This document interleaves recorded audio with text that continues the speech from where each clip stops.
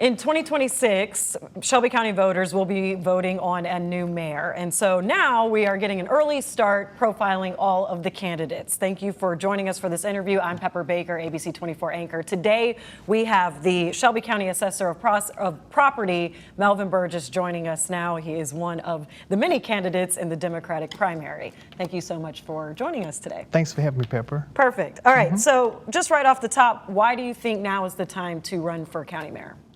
That's a good question, Pepper, right? But first, I'd like to break the ice and let the people know that everybody know I'm the assessor, Pepper, but they always say I'm the reason why the house no go up. But I'm just the assessor. So that is not it is not me, I'm just the assessor. I like to break that ice first. But I am running for this position because Shelby Countyans deserve better, Pepper. They deserve better when it comes to safe neighborhoods. They deserve better when it comes to good education. They deserve better when it comes to economic development. They deserve better because I've seen people who don't have, or the people who are left out, just not getting the proper resources just to make it. When I come back from church and I saw a young lady going across Bellevue right there at Linden with a shopping cart with clothes, and her 2, 3 or little kids were in front of her, something is wrong. When I see a family, you know, over there on Madison at Madison and not the side over, I can't think the street that the cupboard is on, but it's by a cleaners. 4 or 5 of her kids with a newborn there, no place to go. Myself and a pastor stopped to help her to find her a place for a week. Something is wrong, Pepper, in Shelby County. So, the resources, just the basic resources for some Shelby counties to make it, we have to do better. We have to do better in Shelby County. Yes, you feel this is a calling at this point to do it right now. This is a calling right now. You know, we're expecting these same kids that you're seeing, what I talked about, to go to school and be productive. You got to provide them with the resources, even though, just like the Matter situation, I know it's a city issue, right? But on the county side, we are 7 municipalities, and Memphis is the oldest. Memphis is on life support, right? We talk about bringing jobs here. Well, we bring the jobs here through a work development program. How are they going to get to the job if the bus system is not adequate, right? So I will work with the city mayor, with Mayor Paul Young, to try to go to the state where we got to have a relationship. You got to have a relationship with the state, right? If I didn't have a relationship with the state, Pepper, I would not have ever been the assessor of the year out of 95 counties, and also with my staff and the work that I do, right? But I've always, my thoughts were always work outside the box. You know, what can we do to help the average homeowner as the assessor? My goal, or our motto, is we value people over property, right? So that's why I came up at the time with the 2-year reappraisal, which it benefits the residential. Because I heard on one of your shows, a candidate was talking about people are moving out of Shelby County. That's the truth. Between 19 and 1800 are moving out of Shelby County, right? But currently, county government owns 8,000 blighted properties. I never understood that while we're in the property business, because we're losing money with those properties being there instead of putting those properties back on the road and having better neighborhoods. Did you know, Pepper, that a neighborhood with mostly all homeowners deters crime? So that's an incentive to bringing young folks back. Maybe we can abate their taxes. Maybe we can, you know, get them in affordable housing, affordable homes. But we got some homes out there now that we must, as we say, sweep in front of our own front door before we put new homes up. So there are homes out there in the land bank where we could be utilizing. Okay, so lots of good strategies right off the top here. We're going to probably touch on a lot of that later on down this list of questions I have. But I want to get a little bit more about you. And just, I know you've held elected office for a while now. You're in your second term as county assessor. But that's not the first elected office you've held. So for people who may not be super familiar or just totally knowledge on what the county assessor does, what does the county assessor do? So the county assessor, what I do is, it's unfortunate that the only way that this state realizes revenue is by way of property taxes. So as my job, I go out as the assessor. I have a team of appraisers who goes out and appraise all land and property, real property, as well as personal property. So where this building sits right here, along with personal property, you have to report that to my office. And that's what my office do. So, you know, I like to see more new growth out of the county, but we know that's not happening because what that does, it lowers your tax rate. I think the tax rate was $339, but now it's like 2.66, something like that now. But that's my job, to ensure that all properties are appraised and they're valued, you know, in compliance with the state, as well as the different we have like magazines and different publications. We work with MAR to make sure that we're kind of adequate, when it comes to the appraised value of our properties. Okay, very important office to hold then. And since you brought it up, because this is one of my questions, there was a little bit of back and forth between you and current Mayor Lee Harris about who's responsible for lowering the property tax. So can you give some clarity to that? Of course, and after it was done, we did talk, and he did say that we'll go out and and talk to the public, because the public still does not understand the tax rate. They don't understand that reappraisal period, right? So we do a reappraisal every 4 years. So what that means is my office will come out every 4 years. I think I did when I first came in 18. Now I'm doing it on my way out. So we'll come in and we look at the market and we do a reappraisal, right? So myself and the state are the only ones who can determine what the tax rate is. The county commission sets the tax rate. And I say they set it. I present you the tax rate with the state, based upon what the state sees, based upon the information that we bring in, my office as well as the state. So I think what happened was that I think the mayor was presenting his budget, and I think something was said that, he changed the tax rate. Well, that's not true. The tax rate is only generated, or it's only not realized, but it comes out of my office in the state. We work together to determine the tax rate. And I think probably just talked a little bit premature, but I wanted him to know that it was my people, my appraisal team, and my co-workers, worked with the state very diligently to ensure that we found all new growth. When I say new growth, I mean like new apartment building, new housing, whatever the case might be. We're not then trying to find that to make sure that Shelby County has had a better tax rate. Okay, so would it be fair to say that you all were like the data and the researchers? That's right. And you presented that information, and that's then right. Commission and the mayor sign off on it? That's right. Okay. Yeah. But it comes through the state. We work with the state with that. Okay. With the state of Tennessee. Fair. That brings some clarity. So what strengths and skill sets that you've had in your prior experience, whether it be as the assessor or other elected positions, that will help you as county mayor? Well, it's been on the county commission, even though it's, of course, it's Democrats, Republicans, of course, you're going to always have that. But the good thing was, when I was on the county commission, matter of fact, I served with DA Morroy. We served together, is that we had mentors. Like my first term, we had like Walter Bailey, we had Henry Brooks, we had Sidney Chisholm, we had James Harvey, we had Mike Ritz. And when I was a chairman pro tem, Mike Ritz was a Republican. When I see him today, because his son Kevin stays next door to me, I always tell his dad that, your dad really schooled me when I was a chairman pro tem up under his leadership. I learned a lot about county government, regardless of what party you're in, right? And we had a close relationship when I was a chairman, because every time the agenda would come out, I'd go upstairs and talk to Mayor Luttrell. Say, hey, look, Tim, you like this, we like this. We always got to be on the same page. We got to work together, right? Pepper, working together, we'll stand tall. East Memphis, North Memphis, South Memphis, we got to come to a common goal of working together, right? Have you ever seen a piano with just all white keys or all black keys? No. You won't see that, because guess what? They're there together so they can play in harmony. But we have to work together here in this county in order for it all to work. When I spoke with some chamber members out of the municipalities, they said they've never been at the table, or they felt that they were a part of Shelby County. So I want to bring that collaboration with as your mayor, with the other mayors, the other aldermans, to see, hey, what resources can you provide me? When I was on Shelby County Commission, George Chisholm, who was the commissioner in Collierville, he helped me get some stadium bleachers for my district over in Binghamton. So we do things for each other, but if we don't come together to make it work, we don't know who's doing what, right? So that's part of, I think, so goes Memphis, so go everybody. Because we need Memphis. Memphis is the rock.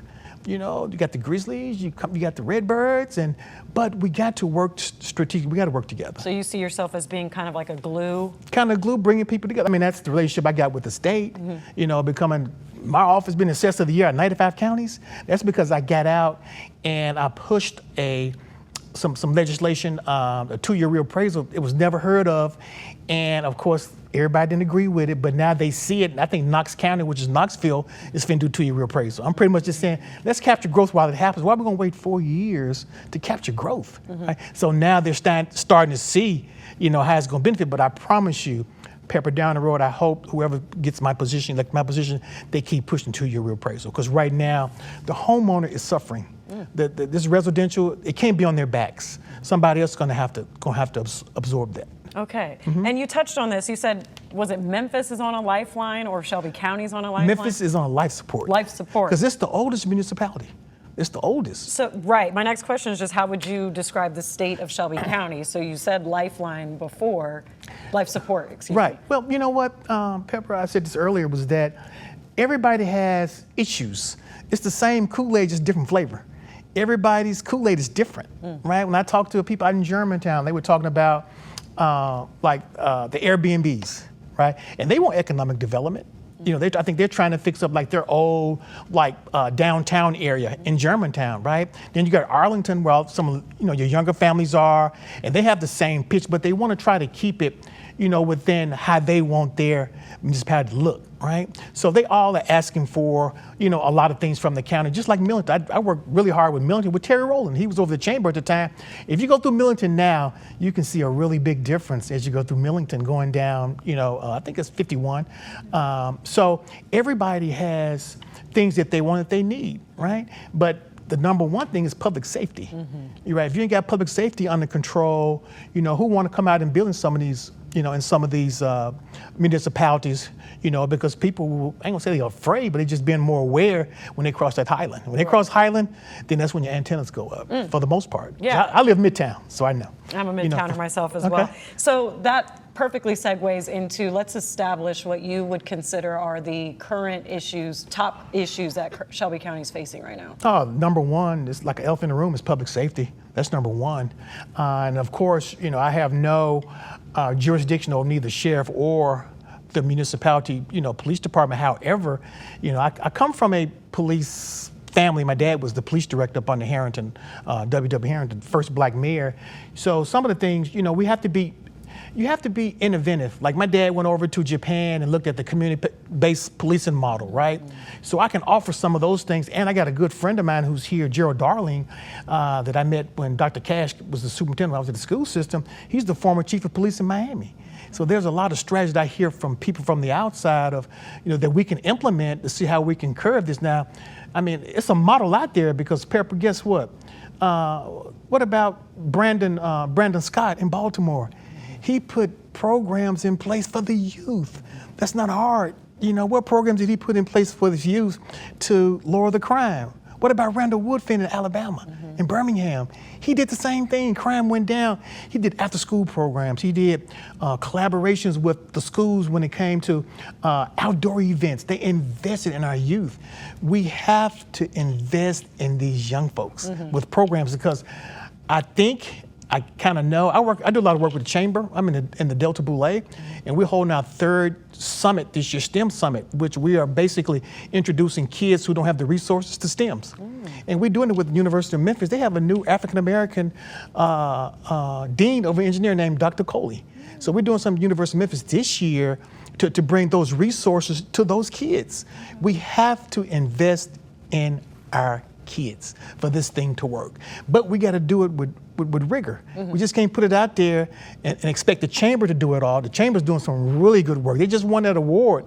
Ted Tanch just won that award. I really want to clap hands off with his team right now. They helping us with our STEMS project over at University of Memphis. So until we invest in our kids, Brandon Johnson did the same thing in Chicago, then you will see a lower rate. You'll see some things happening in our community. These kids are our investments, and we have to mentor. I mentor over at KIPP Academy and over at Mace and Lemoyne College, which is next to my church, of course.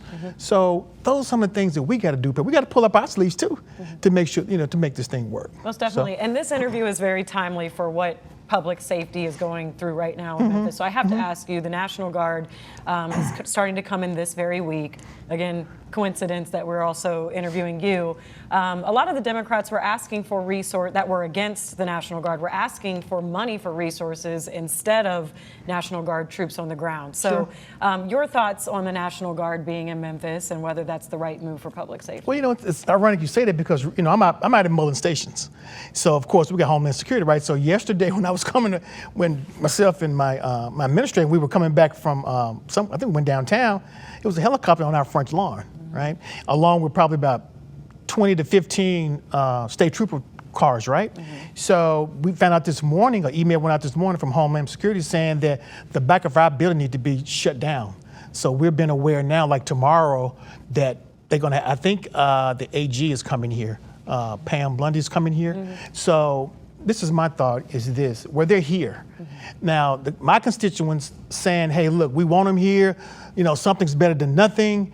Maybe this could help. And then on the other hand, like I saw the mayor talk about, it's unconstitutional, all the above, but this is how I operate. If you're gonna give me something and I know it's coming, I'm gonna try to do my best to work with what I'm finna get. So collaboration. To collaborate to make it better for the people who put me in this office. I'm not gonna go out and speak to what Pepper want me to say. I'm not gonna sit there and say what you want me to hear. That's not who I am. Okay. I'm gonna let you know they're here, we're gonna try to do this, but let's make it, let's make it work for the people that put us in these offices and not, say stuff that they wanna hear. Okay. They're coming, they're here, so let's make it work. Okay. Let's work with, Bill Lee, and let's make this thing work, or how we can collaborate and make Memphis a better and safer place to live in Shelby County. Yeah, collaboration is just gonna have to happen at this point, so you're not wrong on that front. That's right. When we're talking about crime, I do wanna talk about criminal justice reform, and the tool and poplar has been a huge topic here. Sure. Do you see the need for a new jail, or do you think it's more of a managerial issue, or how do you kind of approach the jail subject? Well, Pepper, you're right. We need a new jail. We've been struggling since I was on the county commissioner for a new jail. I think putting a Band-Aid on it, it's just going to make it worse and more hazardous and more lawsuits. So I think, we're going to need a new jail. And, of course, if you're in county government, the sheriff has the biggest budget, right? So, trying to train within, trying to bring officers up, or whatever the case might be, you're going to need more people. You're going to need more people trained. That's going to call for a bigger facility, as well as the housing part. So most definitely, we need a new jail. Would that be your top priority? One of your top priorities? That'd be one of my top priorities. A new jail. So a new jail within your term. That's within my term, and hopefully go to the state and beg for some money and see what we have as far as on the bond side with Shelby County government, because it's a big, because now I think the Regional 1 is on the table now. Right. And that's a lot. That's a lot. But I saw where they're getting some partnerships from the outside, and Pepper, that's what we're gonna have to do more of. Collaborate with some of these, the people who have the money. Say, hey, look, people who want to give back to their own city or give back to to their own county, to see if we can get some of these resources in here to build some bigger and better things, for our community. Most definitely. I want to talk a little bit about education. Sure. So improving education, what does that look like as far as literacy rates and academic performance for students, but also how do we get a handle on leadership at MSCS? So, of course, I retired as the chief internal auditor for the school system. So, of course, I was on the CAD and all that, but I did 30 years over there. So I know a little bit, I ain't gonna say I know a lot, but Pepper, they have what you call, it was called BEP, Basic Education Program, but now it's called TISA. That means Tennessee Investment School Academics. And what that is that the formula that comes from the state that we get is off, right? Until we fix that per pupil allocation, we shouldn't be getting the same as Nashville. Nashville don't have the same issues we have when it comes to our students, when it comes to our Title I programs, so it comes to our students, once again, that are under-resourced, right? When I was on the county commission, we asked the school board to give us a 5-year CIP plan, because some of the schools out here are still underutilized. And I know it's a hard decision for the school board, when you're trying to close down schools, but you're robbing the students of good education, more programs, because the school cannot fit with the cost of the school cannot fit with the population of what it's going to take to run the school. That's how it works. It's like a business. Right. And, that's something, we got to get that funded right now. The county government, by law, is what you call maintenance of effort. I think we give like $485 million, to the school. That's, because we're the local agency. That's automatic. That's the law. So they get that funding, but it's some hard decisions that the school board's going to have to make when it comes to some of these schools that are unutilized, because we know a lot of the migrations coming to East Memphis, the Kirby area, Ridgeway area, they're busting at the seams out that way. I know that because I still interact with some of my colleagues from the school board. So those are some hard decisions, because people are just migrating east. Everybody's migrating out of the county, just like we talked about earlier. So we're going to have to figure that part of it out. And as the assessor, and I got a succession plan when I leave the office. And one thing I'm looking at is how we're going to backfill or fill that part where they're moving out of here. We still got to get revenue on the books to run the county. Right? Because, when the trustee, Regina Newman, collects the money, $50 million goes out on pilots. Right? We got to do a better job of that, holding them accountable on those pilots, giving these companies a break like we gave Electrolux. They left out on us $37 million. Hopefully we'll try to get that back, right? We gave them a building. That building that we gave them, they paying their, AXI is paying them the lease to that. And that so XAI something is is not too. right. Something is not right. When it comes to that part of it. Now leadership though, and now we recently we knew that the commission just voted to have a brand new, all of the 9 seats on MSCS's board up for a vote on the very same ballot you'll be on next year. So how do you feel about leadership and whether the state needs intervention or just how keeping it local, or is MSCS capable at this point? What are people, do they have trust in their own board? They are capable. And when you talk about the state, I was there during the part, they had something what you call ASD. ASD was like the achieving school district. The state came in, took those poor schools over and gave them to us the same way. So we got a board, they're capable. I think it's just a matter of like everything else, we're all working together. Now, of course, I don't determine, who's running, they run in 26, but we have to work together on behalf of these kids. Let's circle back around. We talked about that young mother who I saw, her kids in front of her. She got a basket full of clothes, like she's gonna go to watch her or whatever. So do we have a group that can challenge or can make sure that their kids getting the same thing that the average kid gets as far as with a mom and dad at home? We gotta have people ready to serve, who are passionate and humble and wanna do the work on behalf of our children. The children are our investment. That's why we're there. My kids got a good education through the school system, same old, but we have to do a better job. We need to look at ourselves and say, how can we be better? What can we do to be better? What can we do to work together on behalf of these kids? Because if you don't invest in these kids in Shelby County, you're gonna get the same results that you're getting now. And that's what you're seeing, And of course, you need families in order to fill some of these schools and to help the school population. So with the declining population that you talked about earlier and touched on in Shelby County, how do you plan to recruit families and make Shelby County attractive? Well, first of all, Pepper, let's sweep in front of our own front door first. And when I say this is what I'm saying. I got 2 girls, went to Spelman College. One got a full New York, of course, and got her journalism degree from Columbia. My youngest daughter is in Atlanta, graduated last year. Guess what? She's still working, living in Atlanta. So, Pepper, what do we do to keep that knowledge economy back here? A lot of my friends' kids didn't come back home because they feel there's nothing here or nothing for you to offer. Everybody now is talking about Nashville. Right? So we're gonna have to do better in what can we offer. I think the jobs are here, but what can we offer those kids who graduated, right, and come back home? Only reason kids come back home now, because like me, I'm getting old. Parents come back, kids come back and take care of us. But but we have to do something, because we're losing them. We're losing that group. And that's why I think it's hard in some of these, some of these jobs that they're putting out applications. It's hard finding folks in some of these high technical jobs because they didn't come back. But I think, what we could do is offer like first home buyer incentives, like when I did the Orange Mountain incentive.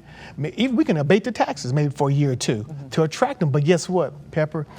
Every young person is going to move where there is a good school. That's the first thing you look at, the school.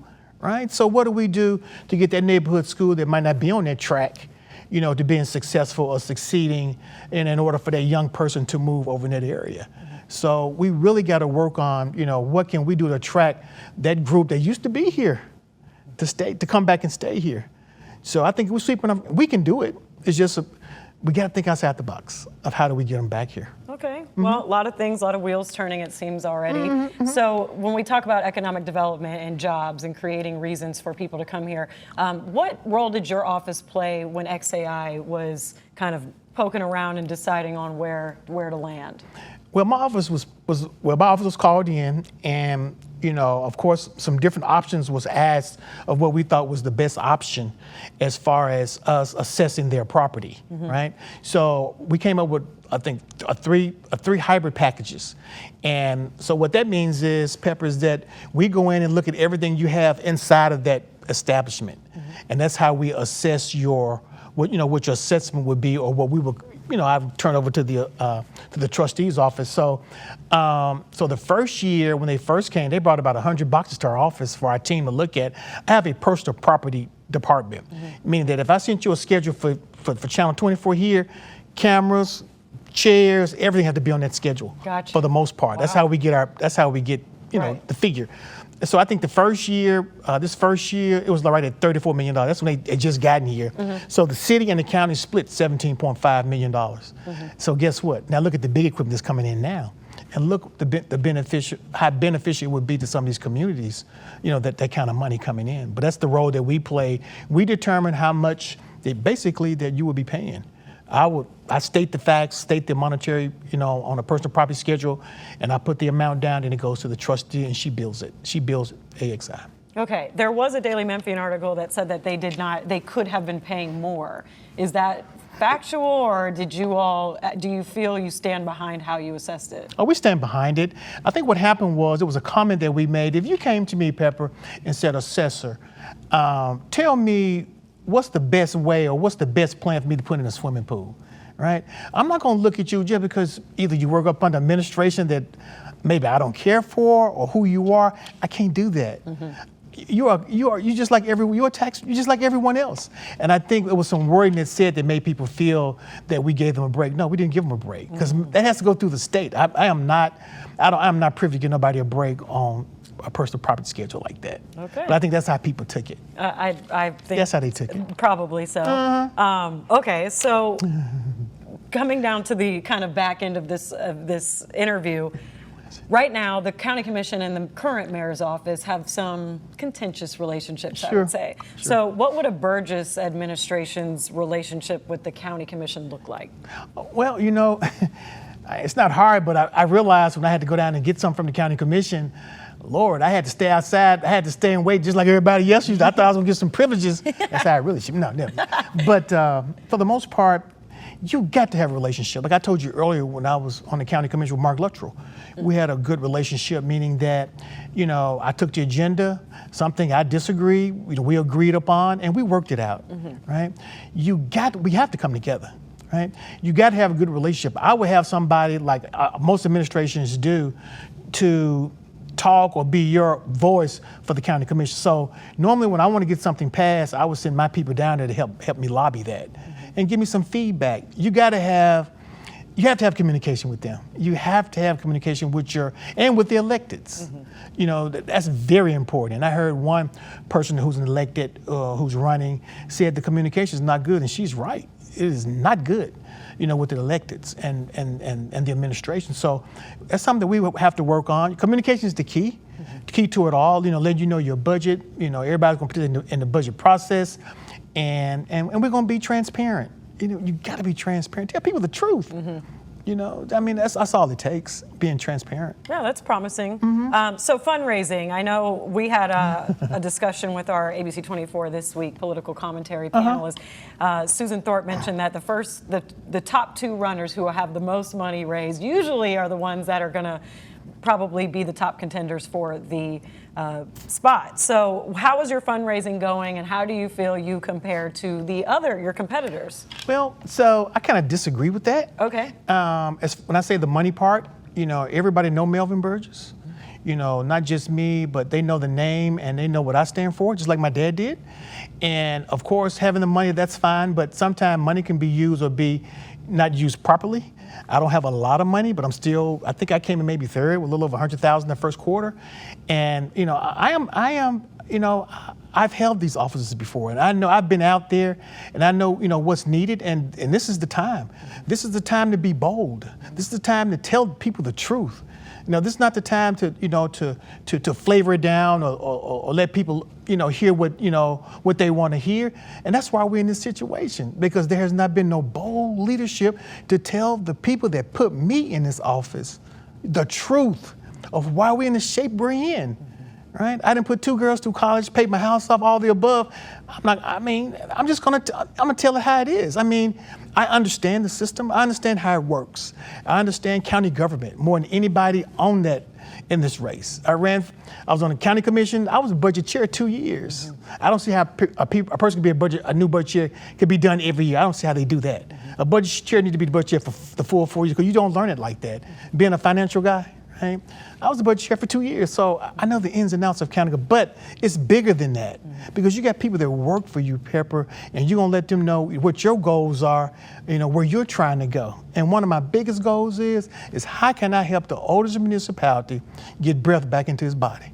And that's Memphis.